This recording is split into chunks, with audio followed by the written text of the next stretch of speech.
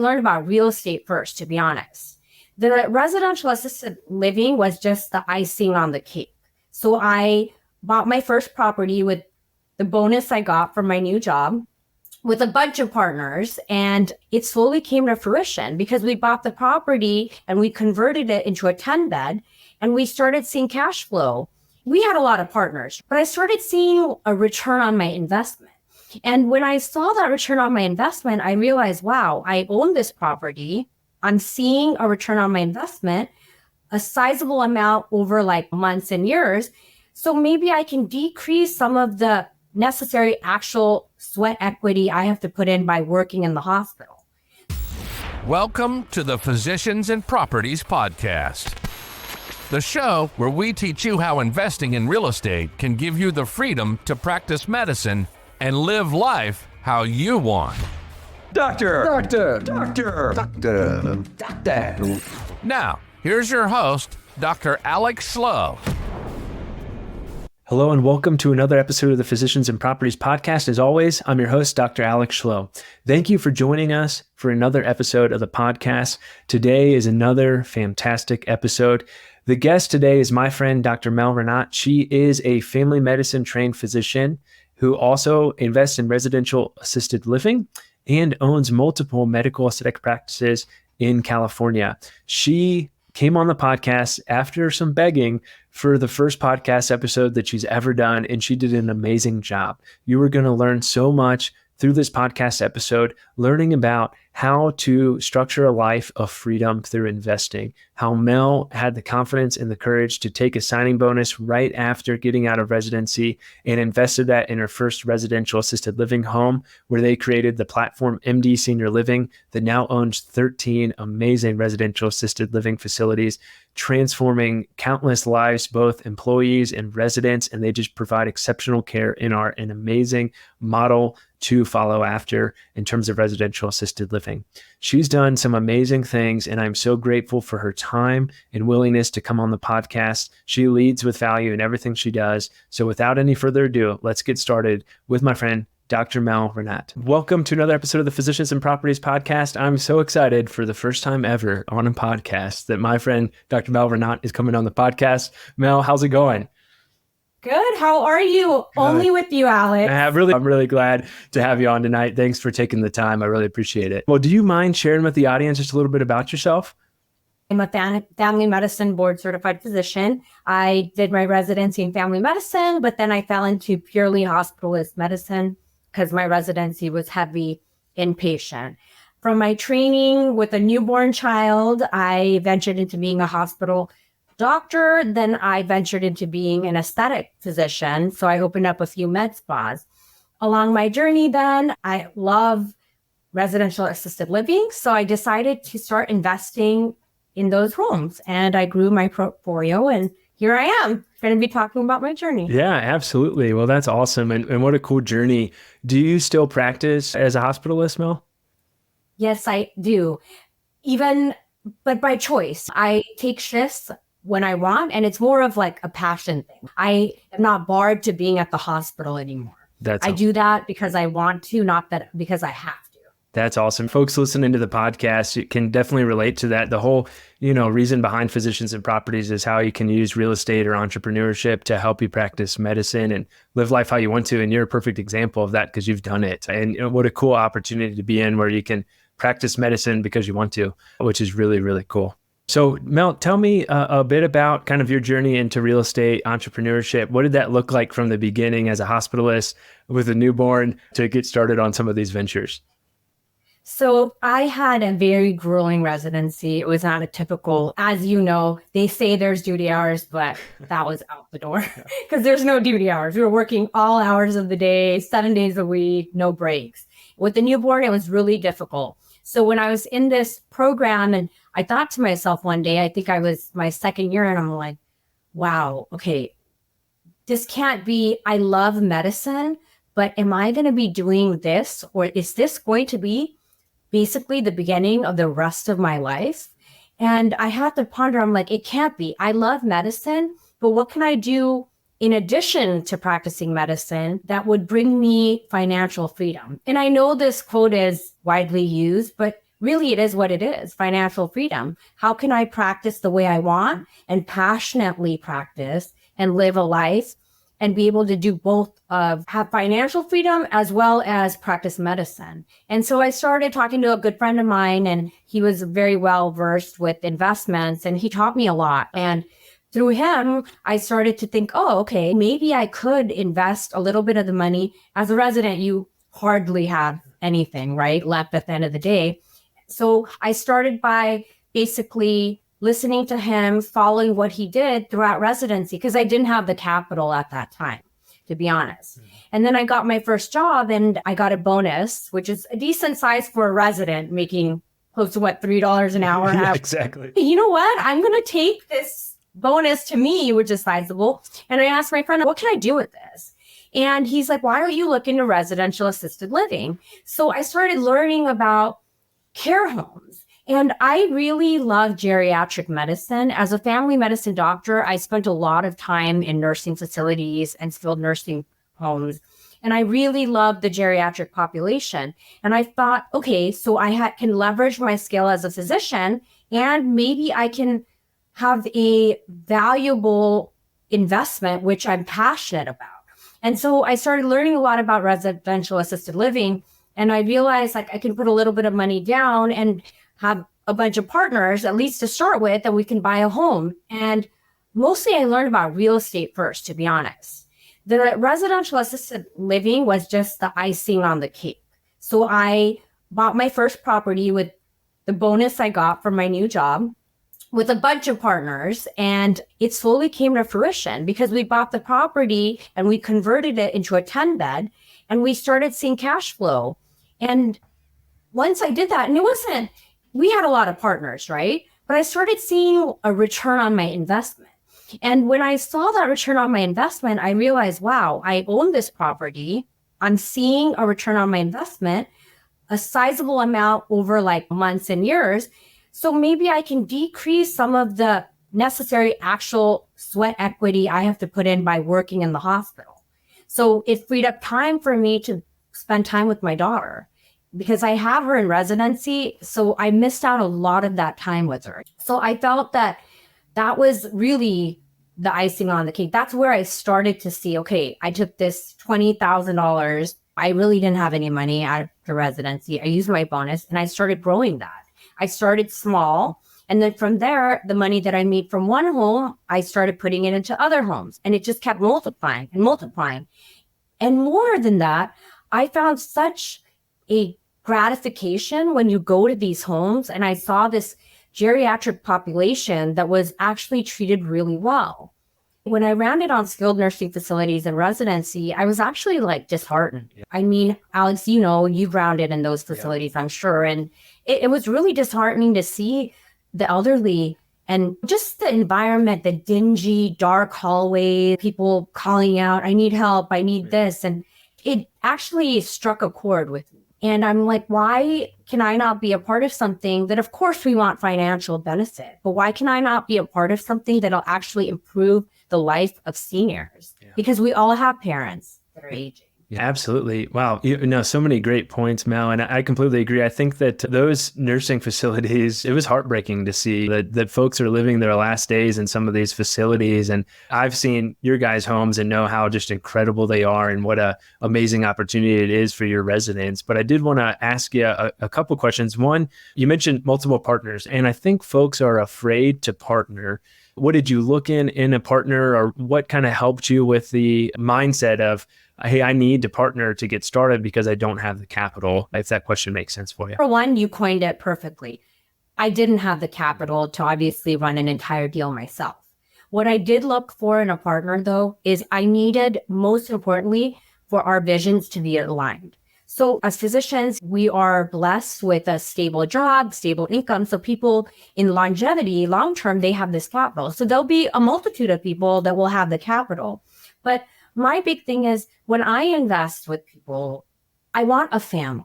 I want people that I feel comfortable with. Mm-hmm. Not everybody is perfect. It's not going to be a perfect fit. But I was looking for people that shared my vision. And it was not just purely for the financial reasons. And the way that I vetted that was really, hey, we may not make money for a short period of time, but I really want to put back whatever we do make into improving the lives of the seniors we're caring for. And I would ask this question when we were vetting investors. So I could really see how they looked at money versus my passion, my vision to care for seniors. And it's really tough. Honestly, to vet people is very tough. I can't say that along the way it's been 100% successful because you never do know. But I just took that leap of faith. I partnered with someone that was my mentor essentially, and he had connections. And I had some people that I had known from residency that had graduated prior to me. And so I knew them as people. And that's not going to be always your investors. That's how I started.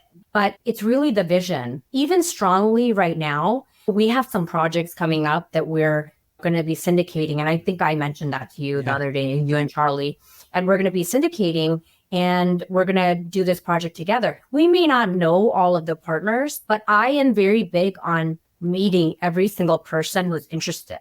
It's not, hey, you know what? I have this capital. Can I join? Because there's a lot of people who could do that, right? That could give capital. But it's, do I want someone to be a part of our growing brand, MD Senior Living, that doesn't have that vision? No, because that's what makes us successful.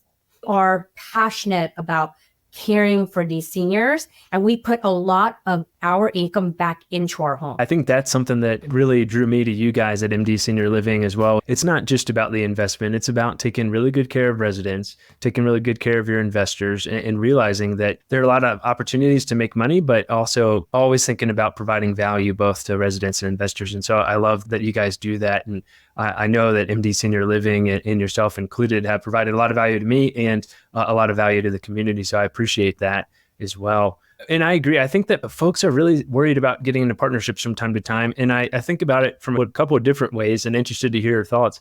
It's such a great way to get started. 50% of a deal is better than no deal, or heck, even 20% of a deal is better than no deal. And so if a partnership is what's going to help you get started and get over that analysis paralysis and be able to partner with people who have experience, it's a great way to get started. But you mentioned it, you have to have a like-minded vision and goals, and you have to realize like you're practically marrying this person. You need to make sure that it's a good fit, and you have thought about things in the future. What happens if there's a disagreement or an argument or someone wants to sell and someone does it? All these different things that can come up is really important to have that discussion. I completely agree. I think that it's never going to be perfect because everyone does have their own idea of what they want. But I think if generally your vision is aligned, we haven't had much of an issue with that because everyone that we've partnered with is on par with our greater vision. And that's really why they join. We do a lot of education, and you've seen on the MD Senior Living Academy, we post a lot of pictures of our elderly where they're dancing and singing. And if anyone, comes to our sites, they see like, we're not just talking about numbers. We're talking about the resident. It's important for us to know our residents. It's our family. It's our extended family. It's invaluable to be a part of this stage of their life. It's like having all your grandparents. And when I say that, it's funny. Right. Literally, my daughter will be like, oh, mommy, we met Mary, because I have her visit with us. She'll like serve them food and she'll talk to them. And it's the cutest thing because she doesn't understand. She's young. She's like, Grandma Mary asked me the same questions 4 times. And I told her I'm 9 years old. I'm like educating my 9-year-old. It becomes a family. And if you invest in something you're passionate about, I am telling you, I would not have seen myself where I am now 5 years ago. Yeah. Coming out of residency with zero money, $20,000, I'm going to all open bonus. And I'm like, okay, what do I do? I've never had this kind of money before. Now, within 5 to 6 years, seeing that exponentially multiply and literally can work when I want I never thought of that. 5, 6 years ago when I was in residency, I'm like, oh my gosh, I'm going to have to work like this for the rest of my life. Alice, I can take that trip if I want with my daughter, or I can pick her up at school at 3. I can join that PTA meeting that I was never able to do before, Super, super inspiring. Mel, what drew you to residential assisted living? You've hit on it a good bit already with seeing the environments that folks were living in these nursing homes and so forth. But what do you like about assisted living? And I guess we can take a step back. I assume everyone knows what that is, but if you don't mind just sharing, like, what is residential assisted living and what made you really want to invest in that space other than providing exceptional care? Residential assisted living is actually private pay patients that come and they live in a home that they get caretakers and food servicing. It's like a private, I would not say a skilled facility because there are some of our residents have skilled needs, but they're more independent and they're not memory care necessarily, but they're kind of on the verge of where they need assistance 24/7, not side by side, but they have someone that cooks for them, helps them with showers and activities of daily life, essentially. But it's all private pay. Our homes are not insurance based. What is the benefit of private pay? So the benefit of private pay is essentially we're not barred to any regulatory constraints. Like we don't need to do certain things with the patients or not do. When they're private pay, they pay a certain amount per month. I'm going to throw it out there. Let's say $5,000. In there, what's included is caretaking, food, activities, socialization. So it gives them a lot of freedom to live a more of a home life, like a home-like environment than being in a hospital-like setting. So if you go to any of our homes, it's like just living in a larger home with a bunch of roommates. So it's more of a home environment, living in a home versus a hospital-like environment. Absolutely. And well, your guys' homes are like all-inclusive resorts. They're awesome. And it's really cool. I, of course, love residential assisted living. And I think it's just so awesome that the care that's provided in these homes is so much better than these big box facilities. The community that is developed amongst the residents and the caretakers and caregivers is much better than it would be in these big box facilities. And so it's just all around just better environment for folks to get the care that they deserve and live the life that they deserve. So it's awesome what you guys are doing. Where do you see residential assisted living going in the future? Do you feel like there's a need for more residential assisted living homes? Well, obviously, everyone knows about, well, not everyone, but you know this. So it's like preaching to the silver tsunami. Yeah. Every day, how many thousands of seniors are reaching that age of retirement and need? So this is not going to go away because every day we have someone hitting a point where they're going to need to move into a home. So I only see this industry expanding. In fact, there's not enough of them. People are looking like we all the time. I will be honest, our homes are full with wait lists because people are like, we are looking for these types of homes. We just can't find them. So that wait list, we have 4 or 5 per home on a wait list right now. And it's incredible. And you know what we do is we have friends who have other care homes that will be like, hey, you know what? We have a wait list. And we're not like, can they tour your facility? Because there's plenty to go around. And this is what I love about this industry. It's not any one person is going to do better than the other. Right. If we collaborate, there is a phenomenal way we can all be full. And that abundance mindset just takes you so far in business and in life. Like there is plenty to go around. There's no reason to like retain information or keep information from folks or keep residents from folks. I'm all about trying to provide as much free value as possible. And I think it only comes around tenfold back to you. And you guys are definitely evident of that. Going back to the numbers, I did that webinar earlier this week, and it's crazy. When I was researching some stats for that, there's 77 million baby boomers, and 7 out of 10 of them will require long-term care, which is 53,900,000 boomers that will require care. And those aren't even the folks that are in the homes yet. So there's a huge potential with residential assisted living and assisted living in general. And so excited to be in this field and be in this field with you guys. It's awesome. If someone is interested in getting started investing in assisted living, what are some tips or tricks or what are some things that you found to be helpful when you were getting started? I don't believe in my vocabulary anything is a waste of time. You always learn from every single person you speak to. Mm-hmm.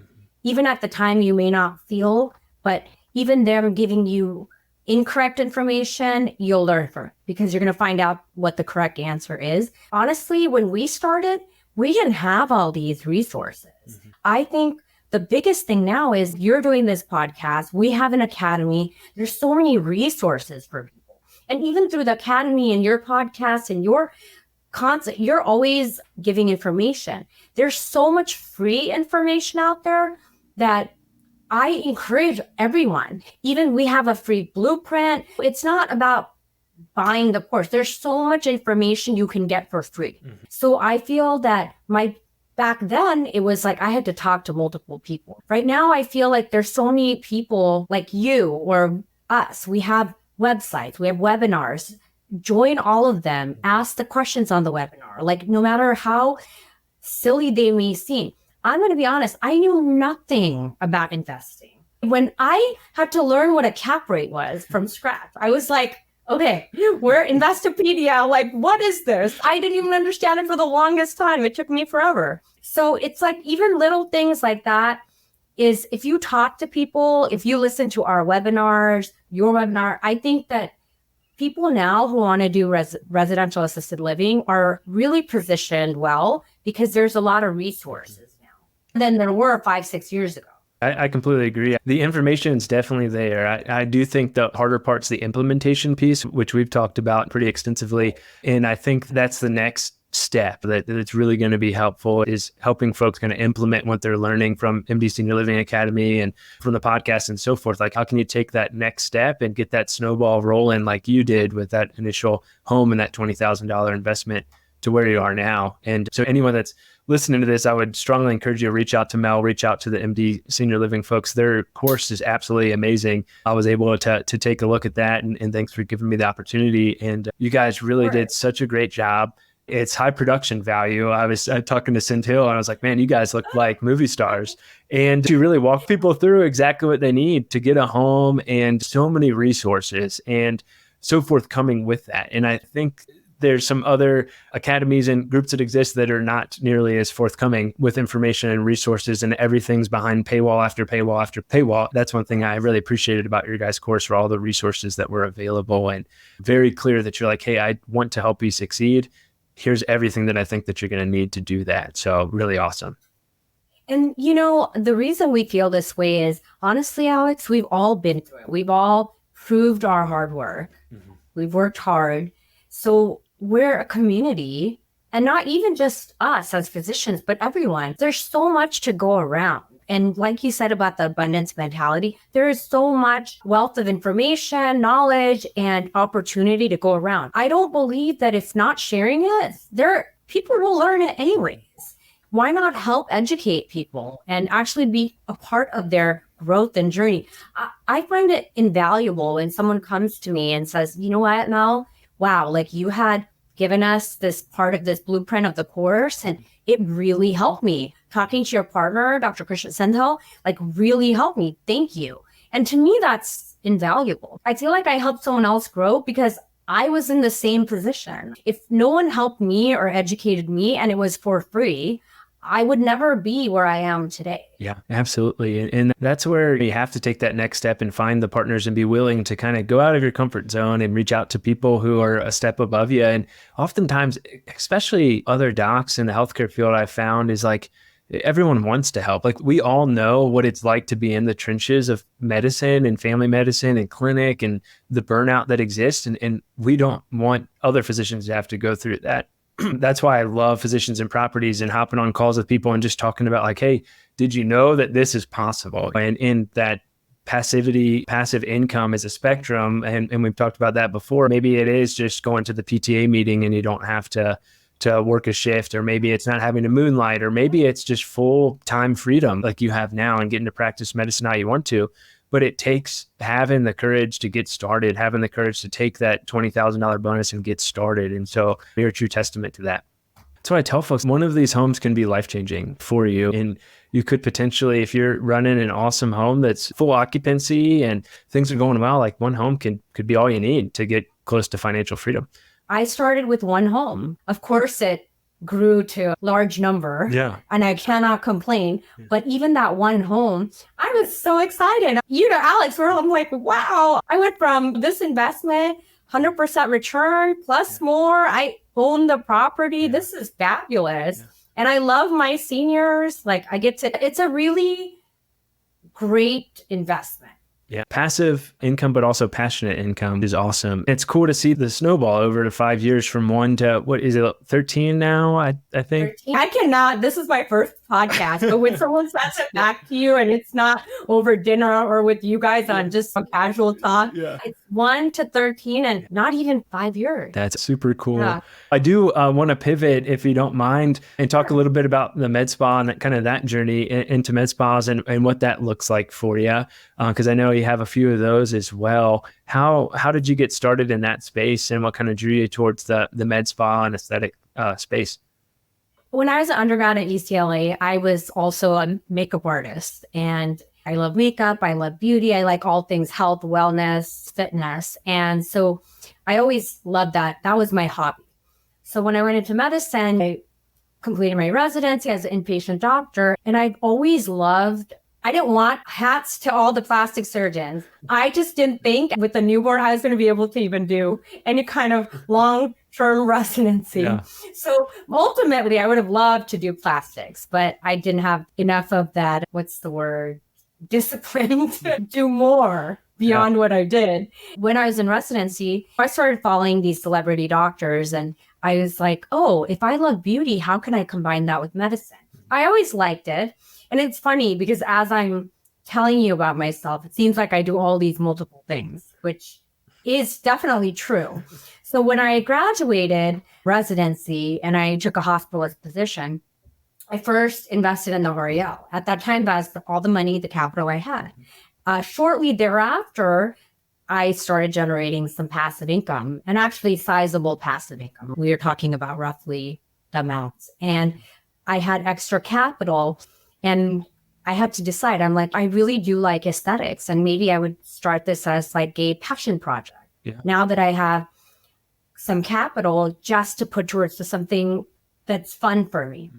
So I started small, and I would inject friends and families here and there. And slowly I started gaining a really large traction. So now I had this passive income that was paying for my passion, but that passion, it's like I started with RELs. That kind of gave me a platform to invest into my passion, my additional passions of like beauty. Mm-hmm. And then I started gaining traction through that. I started to grow. My small practice was 120 square feet, then ended up being 3 rooms. And then after 3 rooms, I got busier and people were requesting me in other areas of Southern California. So I opened up a second location, and then I had a partner, and it worked out really well. And then we decided that we needed another location. Then I just opened up my third location, which is a smaller one. It's more of a consult office. That's how it all started. And I do that about probably 2 times a week. And it's by appointment purely only, but it's a lot of return patients that I have. But it grew, and I'm excited. And through this journey, I decided I want to pursue regenerative medicine, because aesthetics hand in hand with wellness. So right now, that's what I'm doing. That's awesome.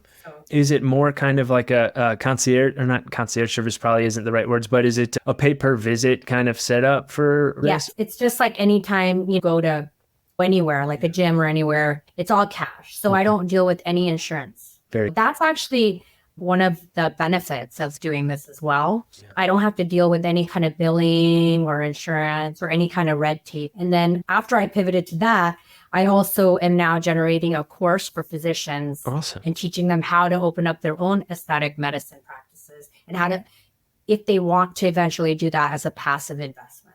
That's very cool. What does aesthetic medicine clinic look like? What are some services that you offer there? We do a lot of lip filler, Botox. See my forehead a little. So Botox, lip filler, any kind of laser. I deal with a lot of skin issues, to hyperpigmentation, skin laxity, aging, things like that, texture, acne. And I want to incorporate some stem cells now into facial procedures. So that's awesome. Well, so cool. Do you feel like you're going to keep growing that practice as well, or 3 locations enough for now? What are you thinking? I thought I was only going to do 1 REL, and now we're at 15. Personality-wise, like I told myself, oh no, I just want 1 REL, and this is great. I didn't stop. Now we're at 13. Now we have another project we were telling you about what we're trying to do. We're trying to get into memory care. And then same with my aesthetic practices. I think that this is good. But who knows? I could be on the next podcast, my second one ever with you, Alex. Yeah. You'll have to help me with that. So you mentioned you do that two days a week? 2 days or it's appointment only. So what I've had over the years, you kind of get to funnel down your clientele to have like that core clientele, like the high ticket clientele. Yeah. So I see a couple of really, I like to say high profile patients dedicated every month. And then I hired, of course, staff. So I don't always have to be there. Okay. How was that process, hiring staff and kind of building out these clinics for you? How much should I say on camera? As much as you There's always drama, Yeah, Alex, like yeah. honestly, and you deal with a lot of different personalities, age groups. I'm now dealing with college kids, girls. Monday morning, it's 10 o'clock. I'm like, okay, where are you? Oh, I don't feel good. It's very interesting. Or Friday mornings, it's a late night, Thursday. That is the most challenging part. To staff and to find good staff is really hard. I think one of the unique things is being in the hospital. I actually got the opportunity to work with a lot of staff that wanted to kind of transition over. So I knew them for quite a bit of years. So I was well positioned in that sense, but it's not perfect. Yeah. Hiring, I feel like, is just such a difficult thing, especially this day and age too, and retaining good talent. We've talked about in the assisted living space, it's really hard to hire good caregivers and keep them happy and keep them there. And you guys do a lot of good things building a culture. And I'm sure you do the same thing in your clinic as well, building a culture that retains high quality folks. But it's tough. Hiring, I didn't think, I never consider myself a boss lady, but it's so funny at how fast you kind of fit in, you step into that role and you're like, no, yes, because after all your experiences, it's not easy to find good caretakers and staff. I will say though, Alex, I feel so blessed because the team we have on the ground for MD Senior Living, they mean so much to me because it's like family. Yeah. I could not have been more blessed with a better team. People you can rely on is so hard. Our manager and our director of operations is fabulous and so pivotal that people try to steal them. And I'm like, don't you dare. Yeah. But I think we've gone through this training with them. So we know now. We've been actually approached by a few companies that want us to help them kind of staff or use MD Senior Living's model and basically put our name on their homes to be able to help them run it. And through that experience, Alex, we've learned what people should look for, what they need, what they don't. Our staff is we've been blessed with a great team. That's awesome. And it makes all the difference. So cool. Do you feel like, I know the income from residential assisted living helped you start the med spas. Do you feel like things that you learned during the real estate investing made you feel more confident about starting your other business and starting the med spas? 100%. So I'm going to be honest. And obviously I'm a female. Even in residency and outside, it's always like, oh, you're sure. It's hard because being a female and being in the investment realm was very difficult for me. And I'm going to be honest, if I didn't have great mentors or partners to kind of stand by me, it was very hard because obviously, as a female, I felt like I had to work extra hard to make any deal happen or be taken seriously. I kind of digressed, but I feel that it was really difficult for me to get into RELs personally. Just the fear of not knowing all the real estate terms. Obviously, I know how to do math, but there was so much to learn, and it's intimidating because I was always in a room full of men who seemed like they knew everything. So any question I would ask, it was difficult, but I had really good people around me to help me and educate me and kind of that support. When I started the RL, when I invested, it wasn't easy, but that definitely helped me build confidence. Obviously, I haven't done podcasts, but before I would be so nervous to speak in a room full of men and talk about investments and things like that because I didn't know what I was talking about. And I didn't have anything to show for it. But now, hey, I may not be able to give you the percentages exactly, but you know what? I have an accountant and an attorney that will provide all that. Yeah. And I know that it's working. I know that it is working and I'm living proof of that. Yeah. So now I feel I have so much confidence that I can go walk into a room and I'll be like, you know what? We make 20% from our investment monthly. We generate 15K per home, individually. So I can confidently give those numbers out. And the biggest thing is I have something to show for it. I'm not just blindly, I think the confidence comes from one home to 13. And that's so powerful. I don't go around saying, hey guys, I have 13 RELs, but that gives me the inner confidence to educate others or to help them or to motivate them that they can do it. Because if I could do it with $20,000, I 100%, any newcomer, you can do it. I was so scared with zero money out of residency. I'm like, I'm going to put this money. And I took a leap of faith, and it has something to show for it. There's numbers to show for it. You've been doing this. It's actually like a proven investment that's working. I think that confidence gave me the confidence to be like, okay, you know what? I can do a med spa. I can open up a med spa. I can run a team. I have 13 homes with over hundreds of employees, even with one home at 10 residents, and I still had 10 employees. So if I can be a part of a business that grew from 10 employees to 100, I'm confident. Yeah, you're a boss, Mel, whether you think so or not. Well, I want to pull on that string a little bit more, if you don't mind, on female entrepreneurship. What do you feel like is some advice that you would give to someone, a female who's just getting started in entrepreneurship? You definitely hit on the confidence piece, and I think that comes with experience. But I know that you're passionate about female entrepreneurs. What are some things that you would want to say to them, female physicians who want to get started, or just female entrepreneurs in general? Okay, so the biggest thing is, even now, ladies and gentlemen, anyone new coming to this, I want to be biased, is you will never feel 100%. And I'm going to be honest for myself. You're never going to feel 100% confident, like at all. Even today, Alice, this is my first podcast after 13 homes ever. And I was so nervous. I was telling Sandal, I'm like, oh my God, I can't do this. I can't do this. I need watermelon juice. I can't do this. I was nervous. And then he told me, just talk about what you actually did. Yep. And that was the best piece of advice that I ever got. Whatever I'm saying on this podcast is truly what I've done. So the biggest thing is, for any new female entrepreneurs, I'm telling you, take the leap of faith, because nothing easy. If it was easy, then everybody would do it. It's something to that quote of A League of Their Own. It was beautiful. Yeah. And if it was easy, everybody would do it. But not everybody is doing it. It's going to be hard. You're going to cry. You're going to be like, oh my gosh, this is, for me, that amount of money was like, wow, okay, this is more money. Like that would be half my year of for residency after taxes. I was so scared.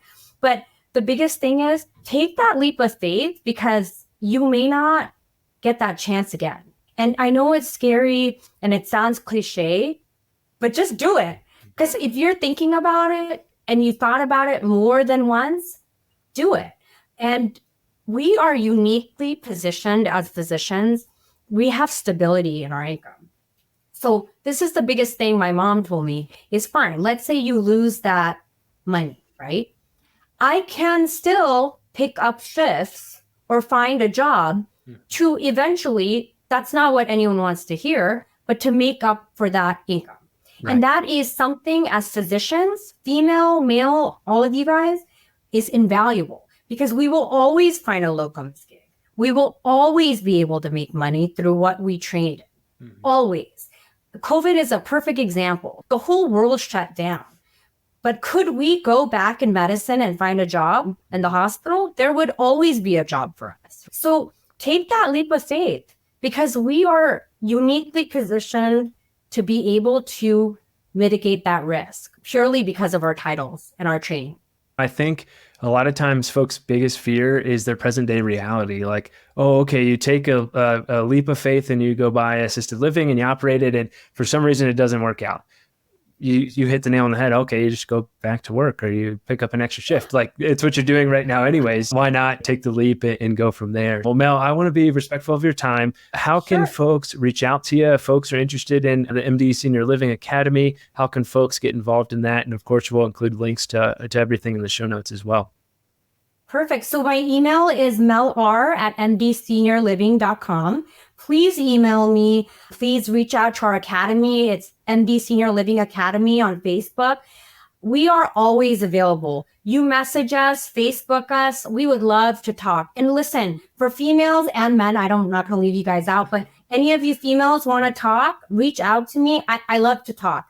Podcast is a new thing, but on the phone, we could, any advice you need, genuinely speaking, I want you guys to take the leap of faith because we've worked so hard. We deserve this success. We really do, and we have the brains for it. And we definitely should have the confidence. We save lives. What other point of confidence do you need? Drop the mic right there. Mel, I'm honored that this was the first podcast and you did a great job with this as well as everything else that you do. So thanks for taking the time to do that. Thank you, Alex, for having me as a guest. Well, with that, it's been Dr. Ranat and Dr. Schloe with another episode of the Physicians and Properties podcast, signing off. Hey, real quick, if you're still listening to this, I'm assuming you got value from it. So I need your help specifically. My 2-year vision with this podcast is to help 100,000 physicians learn how investing in real estate can give you the freedom to practice medicine and live life how you want. There are 2 main ways that a podcast grows. One is through ratings and reviews, and the other is word of mouth. If you can please leave me a 5-star rating and review on Apple Podcasts and Spotify, as well as send this to 1 to 2 friends that you think would get value from it, we can reach the physicians that we want to reach. Thanks in advance and talk to you on the next episode. Please note that the information shared on this podcast is for informational purposes only and should not be considered financial or medical advice. The views expressed on this podcast are those of the host and the guest and do not necessarily reflect the views of the Department of Defense or the United States Air Force.